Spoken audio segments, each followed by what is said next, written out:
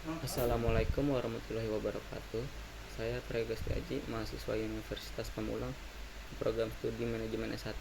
Saya di sini akan menjelaskan tentang dampak bias optimisme manajer terhadap strategi keuangan dan profitabilitas perusahaan. Sebelum masuk ke materi, saya akan menjelaskan sedikit tentang latar belakangnya. Manajer seringkali mengambil keputusan berdasarkan persepsi pribadi. Bias optimisme terjadi saat manajer terlalu percaya diri pada prospek masa depan, dapat mempengaruhi keputusan investasi, pembiayaan, dan pembagian dividen. Tujuan presentasi ini memahami bagaimana bias optimisme yang dimiliki manajer dapat mempengaruhi pengambilan keputusan keuangan dan berdampak terhadap profitabilitas perusahaan. Saya akan membacakan pengertian bias optimisme terlebih dahulu. Bias optimisme adalah kecenderungan kognitif di mana seseorang menilai masa depan dengan terlalu percaya diri dan memandang segala sesuatu dari sisi yang terlalu positif, seringkali tidak realistis.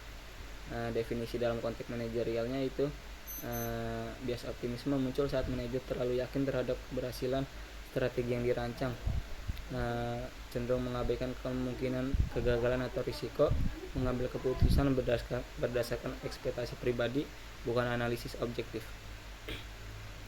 Karakteristik bias optimisme itu, pada manajer ada proyeksi pendapatan yang terlalu tinggi, meremehkan biaya dan hambatan operasional. Ketiga, ada menolak masukan atau kritik terhadap rencana strategis, dan yang terakhir ada mengabaikan skenario terburuk. Contohnya, seorang CEO startup teknologi meyakini bahwa produk baru mereka akan menguasai pasar dalam 6 bulan. Tanpa validasi pasar yang kuat, ia menginvestasikan seluruh modal ke dalam produksi massal yang akhirnya gagal karena permintaan pasar tidak sesuai ekspektasi. Dampak bias optimisme itu terhadap strategi keuangan ada cakup keputusan investasi yang berisiko tinggi, manajer terlalu percaya diri terhadap proyek baru, dan dampaknya menyetujui investasi tanpa kajian kelayakan mendalam. Terus risikonya yaitu dana perusahaan terkunci di proyek gagal atau non-produktif. Yang kedua, ada struktur modal yang tidak sehat, yaitu menggunakan utang secara agresif karena yakin mampu membayar. Dampaknya beban bunga menjadi lebih tinggi jika arus kas tidak sesuai ekspektasi, dan resikonya itu terjadi krisis likuiditas atau default pinjaman. Yang ketiga, ada kebijakan dividen tidak realistis, tetap membagikan dividen tinggi walau laba belum stabil. Dampaknya perusahaan mengorbankan dana yang seharusnya untuk ekspansi atau cadangan bisnis. Risikonya ketergantungan pada pembiayaan eksternal di masa depan. Yang terakhir, ada manajemen risiko yang lemah, meremehkan kemungkinan kegagalan atau volatilitas pasar. Dampaknya tidak adanya strategi mitigasi saat terjadi gangguan eksternal seperti krisis, inflasi, dan lain-lain. Risikonya perusahaan mudah terpukul oleh kejadian tak terduga. Selanjutnya, ada dampak bias optimisme terhadap profitabilitas perusahaan, yaitu pertama, ada overestimate pendapatan, yaitu manajer membuat proyeksi pendapatan yang terlalu tinggi. Dampaknya terhadap perusahaan itu budget operasional dan investasi yang terlalu besar. Efek ke profitnya itu pendapatan lebih rendah dan margin keuntungan menurun. Yang kedua, ada underestimasi biaya, yaitu biaya produksi dan distribusi sering diremehkan. Dampaknya perusahaan kehabisan dana lebih cepat dari perkiraan.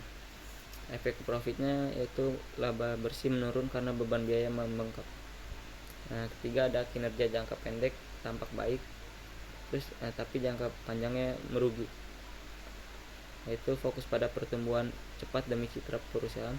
Dampaknya sering mengabaikan efisiensi jangka panjang atau kualitas operasional. Efek profitnya yaitu penurunan performa dalam 1-3 tahun berikutnya. Dan yang terakhir, ada kehilangan kepercayaan investor, yaitu target keuangan tidak tercapai karena ekspektasi yang terlalu tinggi. Dampaknya investor akan kabur dari perusahaan untuk menarik dana, terus saham anjlok, reputasi menurun. Efeknya untuk perusahaan itu sulit mendapatkan pendanaan baru, terhambat ekspansi dan efisiensi.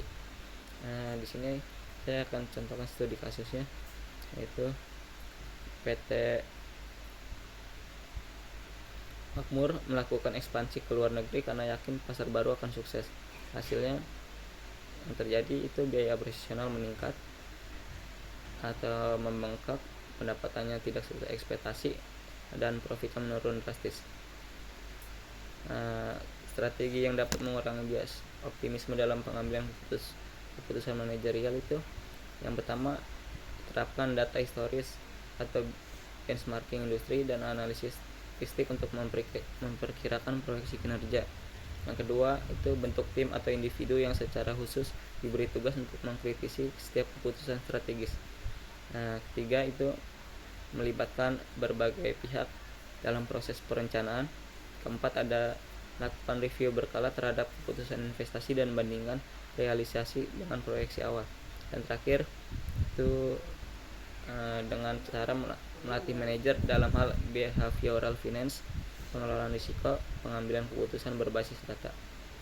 Kesimpulan dari materi yang saya sampaikan tadi itu, mengontrol bias optimisme tidak hanya melindungi perusahaan dari risiko kegagalan, tetapi meningkatkan kualitas kepemimpinan dan akuntabilitas manajerial dalam jangka panjang.